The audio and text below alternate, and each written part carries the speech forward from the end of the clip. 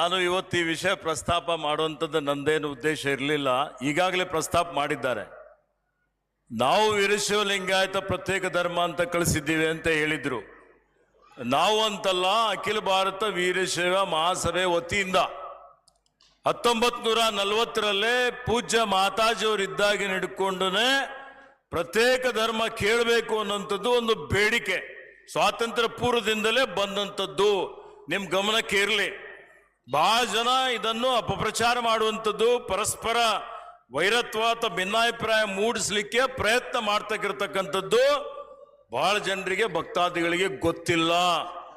2000 ಇಸ್ವಿಯಲ್ಲಿ ಎಲ್ಲರೂ ಸೇರಿನೇ ಮತ್ತೊಮ್ಮೆ ಇವತ್ತು ಇದು ನಮ್ಮ ಜನಗಣತಿ ಸಂದರ್ಭದಲ್ಲಿ ಇವತ್ತು ಈ ರೀತಿ ಬರೆಸಬೇಕು ಅಂತೇಳಿ ಹೇಳಿ ತೀರ್ಮಾನ ಮಾಡಿ ಪ್ರತ್ಯೇಕ ಧರ್ಮ ಪಡಿಬೇಕು, ಒಗ್ಗಟ್ಟಿರಬೇಕು ಅನ್ನುವಂಥ ದೃಷ್ಟಿಯಿಂದ ಯಾವುದೇ ಉದ್ದೇಶ ಸಮಾಜ ಸಂಘಟನೆ ಮಾಡಬೇಕು, ಒಗ್ಗೂಡಿಸ್ಬೇಕು ಅನ್ನುವಂಥದ್ದು ಆ ಒಂದು ಪ್ರಾತಿನಿಧಿಕ ಸಂಸ್ಥೆ ಆಗಿ ಎಲ್ಲರನ್ನೂ ಒಂದು ಕಡೆ ಸೇರಿಸಬೇಕು ಅನ್ನುವಂಥ ಘನ ಉದ್ದೇಶದಿಂದ ಮಾಡಿದ್ದಂಥದ್ದು. ಅದು 2 ಸಲ ಹೌದು. 2000 ಇಸ್ವಿಯಲ್ಲಿ ಹೋಗಿದ್ದಾಗ, ಹಿಂದೆ UPA ಸರ್ಕಾರ ಅಡ್ವಾಣಿ ಅವರಿದ್ದಾಗ ಅದು ರಿಜೆಕ್ಟ್ ಆಯಿತು. ಅದಾದ್ಮೇಲೆ 2011ರಲ್ಲಿ ಮತ್ತೆ 2013ರಲ್ಲಿ ಆ ಒಂದು ಪ್ರಸ್ತಾವನೆಗೆ ಸಿಗ್ನೇಚರ್ ಮಾಡಿದವರು ಇವತ್ತು ಮಾನ್ಯ ಯಡಿಯೂರಪ್ಪರು ಇದ್ದಾರೆ, ಬೊಮ್ಮಾಯಿಯವರು ಇದ್ದಾರೆ, ಸೋಮಣ್ಣ ಇದ್ದಾರೆ, MB ಪಾಟೀಲ್ ಅವರು ಇದ್ದಾರೆ, ಎಲ್ಲ ಅರವಿಂದ್ ಜತ್ತಿ ಇದ್ದಾರೆ. ಎಲ್ಲರೂ ಕೂಡ ಮಾಡಿದ್ದಂಥದ್ದು ನಿಮ್ಮ ಗಮನಕ್ಕಿರಲಿ. ಇದು ಈಶ್ವರ್ ಕಂಡ್ರೆ ಯಾವುದಾದ್ರೂ ಮಾತಾಡ್ತಾರೆ ಅಂತ ಹೇಳಿದ್ರೆ ಅಸತ್ಯವಾದಂಥ ಮಾತು ನಮ್ಮ ಬಾಯಲ್ಲಿ ಯಾವತ್ತೂ ಬರೋದಿಲ್ಲ.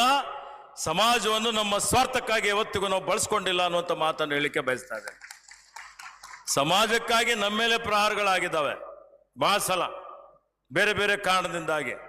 ನಾನಾಗ್ಲಿ ನಮ್ಮ ತಂದೆಯವರಾಗ್ಲಿ ಅದನ್ನು ಯಾವುದೇ ರೀತಿಯಲ್ಲಿ ಉಪಯೋಗ ಮಾಡಿಕೊಂಡಿಲ್ಲ.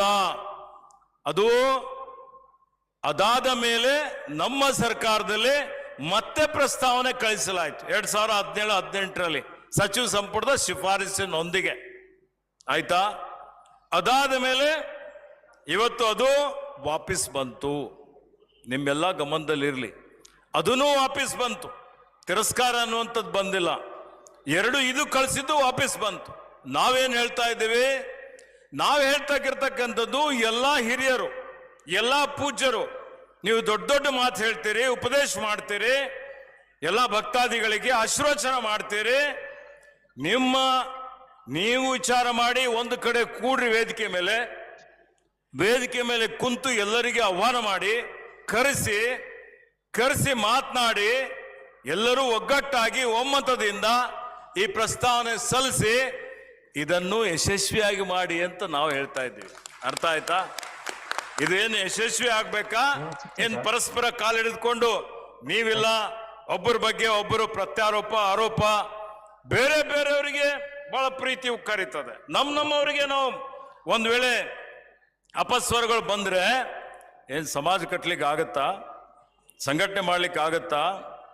ಇವತ್ತು ಒಗ್ಗಟ್ಟು ಸಾಧಿಸ್ಲಿಕ್ಕೆ ಆಗತ್ತಾ? ತಳಹಂತದಲ್ಲಿ ನೋಡಿದ್ದೀರಾ? ಬರೀ ಕರ್ನಾಟಕ ರಾಜ್ಯದಲ್ಲಿ ಅಷ್ಟೇ ಅಲ್ಲ, ಕೇರಳದಲ್ಲಿದ್ದಾರೆ, ಇವತ್ತು ತಮಿಳುನಾಡದಲ್ಲಿದ್ದಾರೆ, ಮಹಾರಾಷ್ಟ್ರದಲ್ಲಿದ್ದಾರೆ, ತೆಲಂಗಾಣದಲ್ಲಿದ್ದಾರೆ, ಎಲ್ಲ ಗೊಂದಲದಲ್ಲಿದ್ದಾರೆ.